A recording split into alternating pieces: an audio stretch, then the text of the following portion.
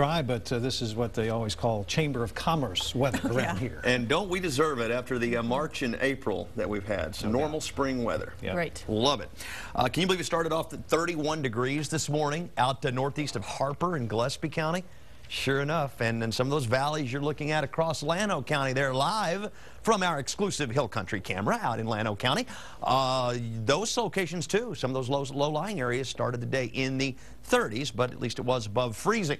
Here in the metro area, most of us were, in fact, all of us were in the 40s this morning. Some, though, down around 41, 42 in some of the coldest valleys.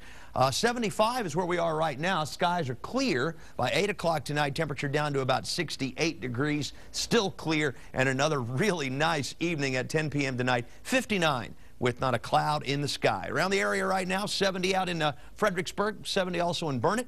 Georgetown coming in at 73, 73 in San Marcos, and in our eastern counties too, we're looking at generally low and mid 70s. It's clear, it's wonderful, 75 degrees, humidity only at 22%, 75 also out at the airport with a mostly clear sky. Variable winds in the city, still have a strong north-northeasterly breeze out at ABIA at 16 miles per hour, and sunset tonight is at 10 after 8.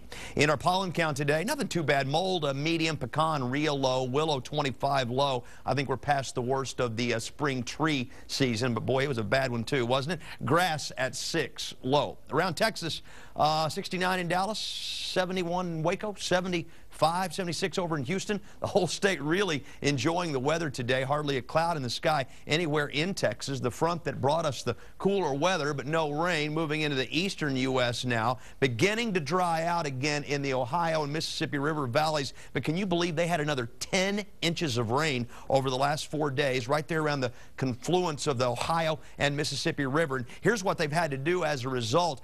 This photograph from the U.S. Army Corps of Engineers as they blew up a levee last night in order to drop the flood crest at a couple of cities, including Cairo, Illinois. When they did that, a 4-story high cascade of muddy brown water at the flow of 8 Niagara Falls filled up about 133 acres of farmland.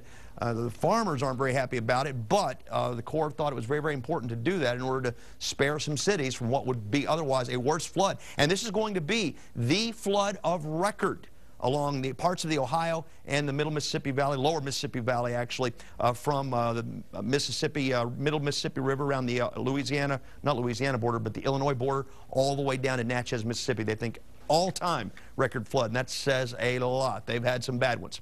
All right, back here at home, we're looking good. Chilly again in the morning, believe it or not, and then tomorrow afternoon, just another nice day. We're going to be able to string together a few nice days, it looks like, here right on through the end of the work week. Temperatures tonight, look at this, some of the coolest spots dipping into the 30s again. Elsewhere, low and mid 40s. Then tomorrow we begin a little bit of a warming trend that will continue into the weekend. Upper 70s, maybe 80 degrees in some locations. In the city tonight, clear and 46 first thing in the morning with a northeasterly wind. Tomorrow, lots of sunshine, afternoon high back close to 80 degrees with an east-southeasterly breeze returning. And then that south wind will keep our lows into the 50s on Thursday morning. Still nice, though. 83 Thursday afternoon, 86 Friday afternoon, still not bad. Then we start to get maybe a little more uncomfortable as we head through the late weekend and early next week with high temperatures back into the low 90s for the most part. Be sure to check out our blog today. We're talking supercells. That's what caused that incredible tornado outbreak, a series of long-lived supercells. You'll find that under KXAN.com's weather tab. Look for the weather blog.